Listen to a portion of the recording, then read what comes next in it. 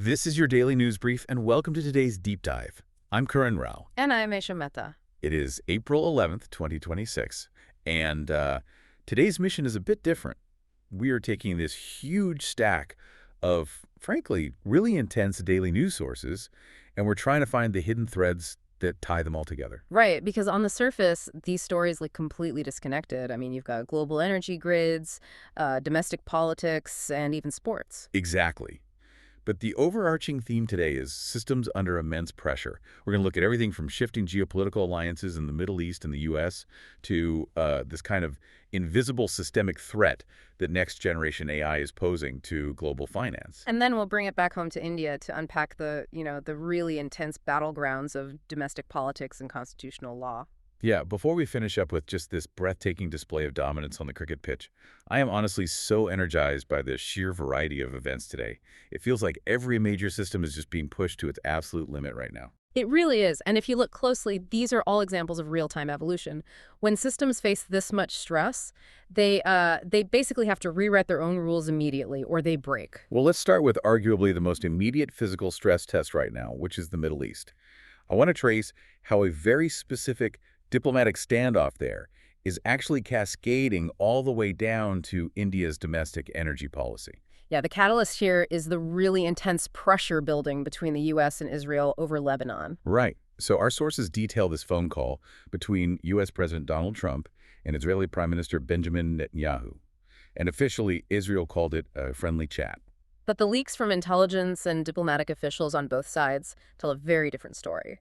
They described it as highly tense, and it happened right before Israel announced it would pursue direct ceasefire talks with Beirut. Which is a huge shift. What was the actual friction point in that call? Well, Washington has been applying immense leverage to force Lebanon into this broader regional de-escalation plan. The U.S. basically wants to cap the number of active kinetic fronts. But Israel's resisting that, right? Exactly. Israel has been deeply resistant to a multi-front truce. Their military doctrine right now is just hyper-focused on isolating threats. They have these profound existential security concerns about Hezbollah's military infrastructure in southern Lebanon. Right, because from their perspective, a broad truce just gives hostile groups the breathing room to rearm. But the diplomatic leverage the U.S. was reportedly using here is what really stands out to me. Yeah, Washington was essentially threatening to unilaterally declare a ceasefire involving Lebanon if Israel didn't initiate direct talks. That is just an incredibly aggressive diplomatic maneuver. I mean, it's like a high-stakes game of dominoes. Stopping one falling piece requires you to catch another one at the exact same time. If the U.S. declares a ceasefire and Israel continues operations, Israel suddenly takes on all the geopolitical blowback. And we have to remember, the urgency from Washington wasn't happening in a vacuum. We really need to widen the lens to include Iran here. Ah, right. Iran's preconditions. Yeah, Tehran laid out these highly specific, completely non-negotiable preconditions for any further negotiations with the U.S. They demanded a comprehensive Lebanon ceasefire, and, crucially, they demanded the release of blocked Iranian assets. Okay, let's break down those blocked assets for the listener for a second. When a nation is under heavy international sanctions, its foreign currency reserves, which are often just proceeds from historical oil sales, get frozen in international banks. Right. They exist on a ledger, but the government can't actually touch them to stabilize their own economy. Exactly. So Iran is demanding these accounts be unfrozen as a prerequisite for peace talks, which means Washington's push on Israel wasn't just about the Israeli-Lebanese border. No, it was a required precursor to keeping the door open with Tehran and preventing a much larger regional war. You simply cannot isolate a single variable in the Middle East right now. It's all connected. And when that diplomatic architecture wobbles even a little bit, the shockwaves hit global energy markets almost instantly. Which brings us to how this connects directly to the power grid here in India, and honestly, to the utility bills of everyday citizens. Right, because India is so heavily reliant on energy imports. A volatile Middle East is basically an existential threat to Indian energy security. Which totally explains the frantic pace of India's Gulf diplomacy right now. We saw External Affairs Minister S. Jaishankar take this super urgent trip to the UAE on April 11th and 12th. And the Ministry of External Affairs was very clear that this wasn't just a routine visit. It was directed straight from the Prime Minister's office. Because they're dealing with a massive disruption. We're talking about Qatar Energy, right? Exactly. Qatar Energy is one of India's most crucial suppliers of liquefied natural gas, or LNG. And in March, they invoked force majeure and halted production due to Iran's attack on regional facilities. We really need to explain force majeure because it is a big deal in international trade. It literally means superior force. It's that contract clause that frees both parties from liability when an extraordinary event prevents them from fulfilling their obligations. Right, so if a supplier invokes force majeure, they are essentially telling a nation of over 1 billion people, we can't guarantee the fuel to keep your power plants running, and legally, you can't penalize us for it. That is terrifying. And the infrastructure for LNG makes this even more precarious, doesn't it? It does. Natural gas has to be super cooled to minus 162 degrees Celsius, loaded onto these highly specialized cryogenic ships, transported, and then regasified. It's not like you could just quickly pivot to a new supplier if a major hub like Qatar shuts down. No, the infrastructure requires these long-term, really rigid contracts, which is exactly why Petroleum Minister Hardeep Singh Puri recently flew straight to Doha. He had to physically sit down with Qatar's energy minister, Saad Sharita Al-Kaabi, and get personal reassurances. It is literally crisis management at the highest level.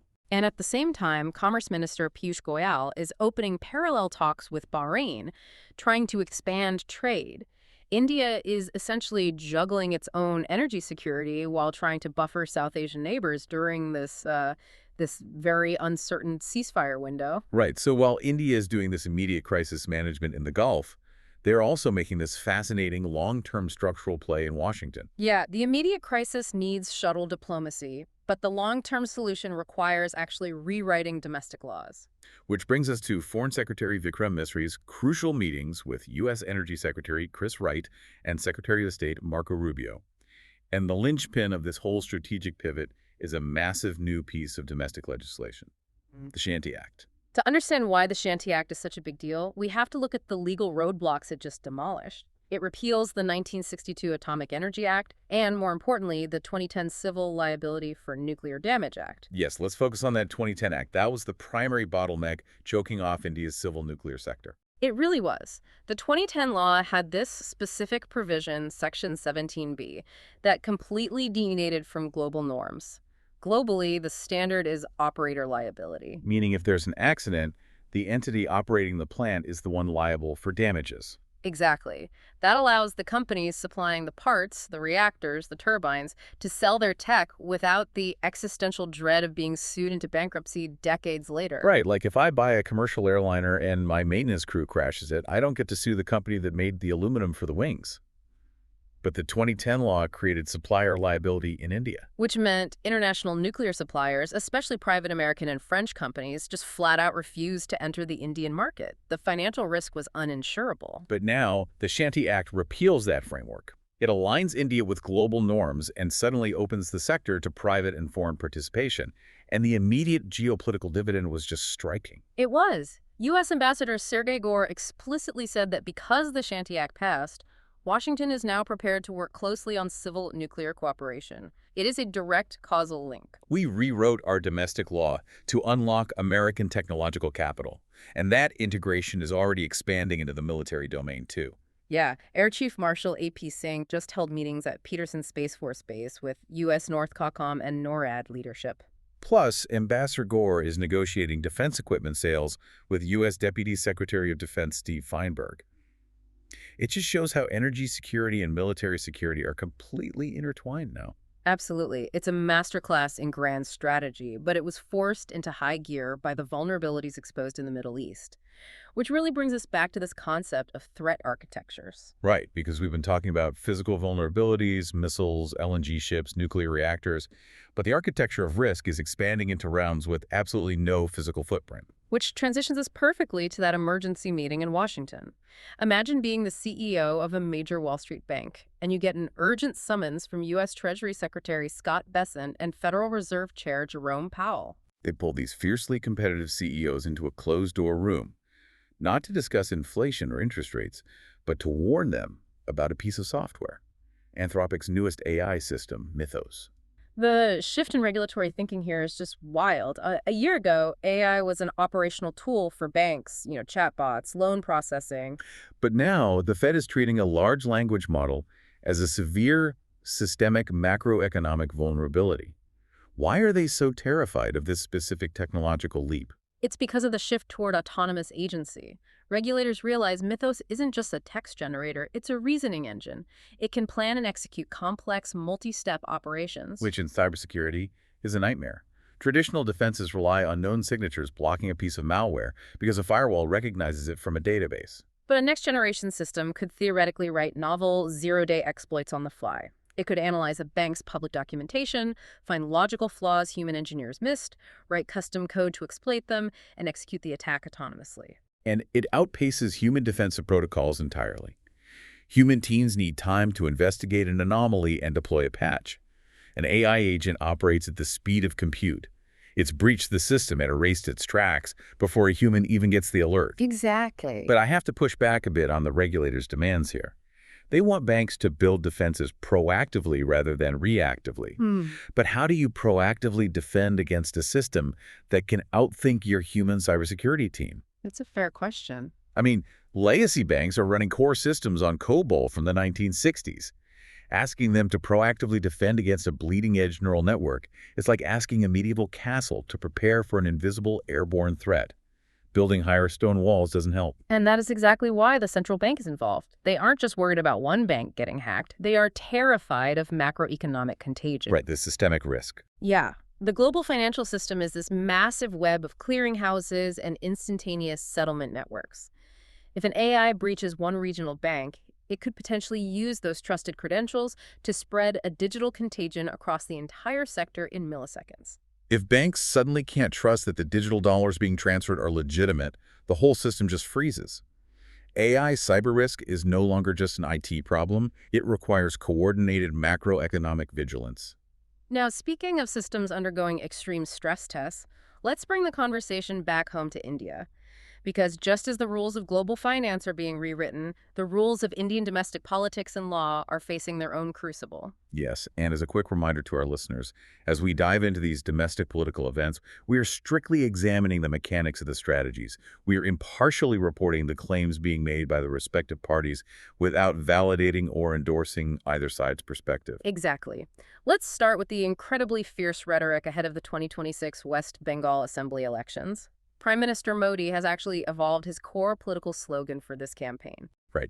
He took the traditional slogan, Sabka Saath, Sabka Vikas, and he added Sabka Hisab, which translates to accountability for all. And by introducing Sabka Hisab, the BJP is explicitly framing the election around retribution and law and order. They are targeting the incumbent Trinamool Congress, or TMC. Modi was very clear at rallies in Suri, Haldia, and Asansol, asserting that anyone involved in corruption would face justice. They are promising to jail corrupt officials and revisit cases from the TMC regime.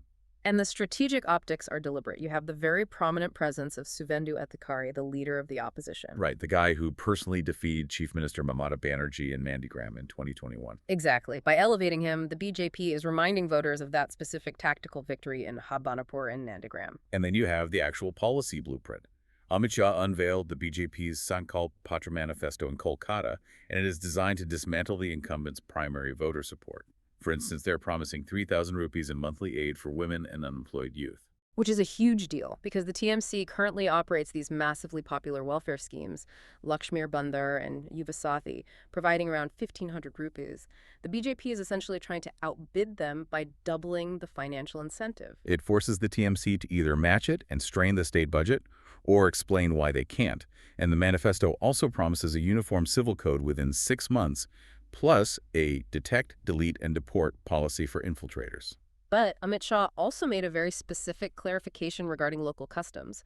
He stated explicitly that there will be no beef ban, pushing back against TMC narratives that the BJP would impose North Indian dietary strictures on Bengal. He also publicly rejected Humayun Kabir to maintain strict alliance optics. Also, the immediate implementation of the 7th Pay Commission is in there. Naturally, the TMC has mounted a fierce counteroffensive. They are accusing the BJP of massive hypocrisy regarding that Sabka Hisab slogan. Right, the TMC's primary argument is, how can the BJP promise a crusade against corruption when they're simultaneously inducting leaders from other parties, including the TMC, who already have pending corruption investigations against them. So you have this highly volatile electoral environment in Bengal, but while that state election plays out, there's a massive national demographic chessboard being arranged in New Delhi. Yes, the Congress Party has called this urgent opposition meeting for April 15th, just ahead of the special parliament session. And the catalyst is Article 334A. This is the legislation reserving one-third of Lok Sabha and state assembly seats for women. The goal of gender empowerment actually has broad consensus. Right, the friction isn't about the what, it's about the how and the when. Because the government legally tethered the implementation of this reservation to a future delimitation exercise based on the 2011 census. We really need to unpack delimitation. It sounds like a dry bureaucratic thing, but it is the most potent mechanism of political power. It's the act of redrawing electoral boundaries to ensure they represent an equal number of voters. Because if a city's population booms while a rural area shrinks, you redraw the map so representation remains fair. Historically, India froze this process based on the 1971 census. Right, because southern states successfully curbed their population growth through family planning, while northern states didn't. If seats were reapportioned purely on population, the states that followed national family planning directives would actually lose political power. So they hit pause. But by linking the Women's Reservation Bill to a new delimitation based on 2011 data, that pause button is lifted. And that is exactly why Congress leaders like Jairam Ramesh and Mallikarjun Kharge are sounding the alarm. They are demanding transparency on the criteria, the timeline, and the methodology. The CPM Politburo also warned that altering seat distribution through delimitation could permanently shift the balance of political power. They are framing this as a deeply complex federal issue, rather than just a gender empowerment bill. They fear a rapid, opaque delimitation could gerrymander the map under the banner of women's empowerment. It's a fascinating example of how legal mechanisms can be layered and weaponized. And speaking of weaponizing jurisdiction, we have this incredible legal battle involving Congress leader Pawan Khera. This case is bizarre and so fascinating. It's a geographical legal chess game. You have Pawan Khera, the Assam crime branch, and the Telangana High Court. The catalyst was Khera alleging that Assam Chief Minister Himanta Biswa Sarma's wife held 3 passports. The Assam government forcefully denied it, and the Assam crime branch registered a defamation case against Khera. Normally, you deal with the local Assam courts for bail. But Khera's team went to the Telangana High Court, over 1,000 miles away, and successfully secured a 1-week interim protection order from Assam police. Why is a Telangana court granting protection from Assam police? It comes down to territorial jurisdiction versus personal liberty. Advocate General Devajit Saikia argued that the FIR was in Assam regarding matters in Assam, so Telangana has 0 jurisdiction. But Khera's counsel, Abhishek Singhvi, argued that since Khera's wife resides in Hyderabad, the court has jurisdiction over matters affecting his liberty there. The unstated argument is basically that the political climate in Assam is too hostile, posing an imminent threat to his liberty. And Justice K.C. Jana balanced this by granting temporary protection for just 1 week, explicitly instructing Khera to use that time to approach the appropriate local court in Assam. They provided a temporary shield without permanently usurping Assam's jurisdiction. It just highlights how jurisdiction itself is being contested as a strategy. Okay, after all these heavy systemic complexities, I want to pivot to a moment of pure, distilled athletic spectacle. Yes, let's talk about how the rules of physics and strategy were pushed to their limits on the cricket pitch. IPL 2026, Match 16 in Guwahati, Royal Challengers Bengaluru versus Rajasthan Royals. RCB posted a formidable 201 for 8, and they had to rebuild to get there. Jofra Archer was hostile early on, removing Phil Salt for a golden duck. And Ravi Bishnoi had that double strike. RCB was reeling, but Rajat Patidar rescued them with a composed 63. Then they used the impact player rule, bringing in Venkatesh Iyer for a crucial 29-run cameo to push past 200. Usually 200 runs is a psychological stranglehold. But the Rajasthan Royals chase was just, it was sheer violence. They lost Yashasvi Jaiswal early to Hazelwood, but then Vaibhav Suryavanshi walked in. We have to geek out over these stats for a second.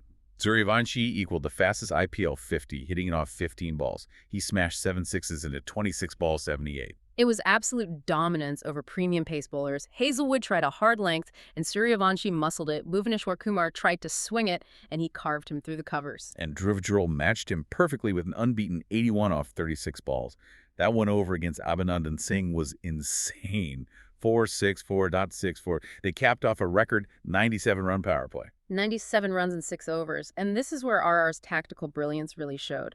After Suryavanshi and Hetmeyer got out, Jurel and Ravindra Jadeja smoothly anchored the middle overs without hitting boundaries. Which feels wrong when you're chasing 202. But they knew the math. The power play dropped the required rate massively, and they realized RCB was a specialist spinner short because they were forced to use their impact player early to save their batting innings. Right. RR exploited the fact that RCD couldn't bring in an extra bowler.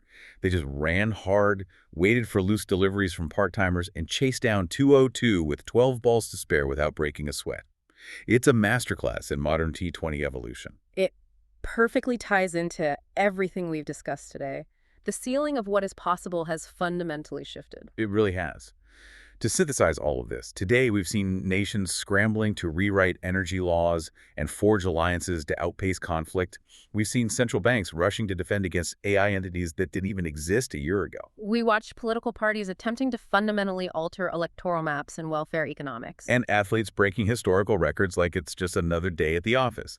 Before we sign off, I want to leave you with one final lingering question to ponder. Go for it. We talked about how AI systems like Mythos are capable of mapping out systemic financial attacks.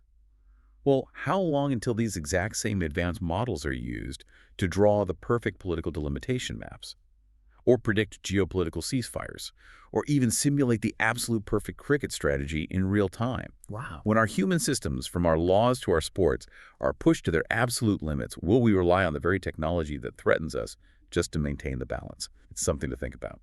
Thank you so much for joining us on this deep dive today. We warmly invite you back for our next exploration. Until then, take care.